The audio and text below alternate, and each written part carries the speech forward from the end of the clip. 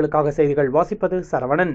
சர்வதேச போதைப்பொருள் ஒழிப்பு தினத்தினையொட்டி நீலகிரி மாவட்ட காவல்துறையின் மூலம் விழிப்புணர்வு நிகழ்ச்சி. போதை ஒழிப்பு போட்டிகளில் வெற்றி பெற்ற மாணவ மாணவிகளுக்கு மாவட்ட ஆட்சித்தலைவர் மு. அருணா பரிசுகளை வழங்கி கௌரவிப்பு.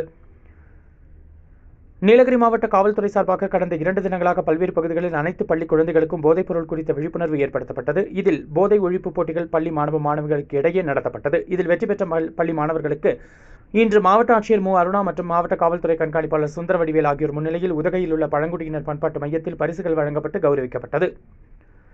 போதைப் பொருள் குறித்து பள்ளி மாணவர்கள் பாடல் பாடியும் விழிப்புணர்வை ஏற்படுத்தினர். மேலும் மாவட்ட ஆட்சியர் மு. அருணா மற்றும் மாவட்ட காவல்துறை கண்காணிப்பாளர் சுந்தரவடிவேல் ஆகியோர் போதைப் பொருள் பயன்படுத்துவதால் ஏற்படும் தீமைகள் குறித்து பள்ளி மாணவர்களுக்கு விழிப்புணர்வை ஏற்படுத்தி சிறப்புரையாற்றினார்கள்.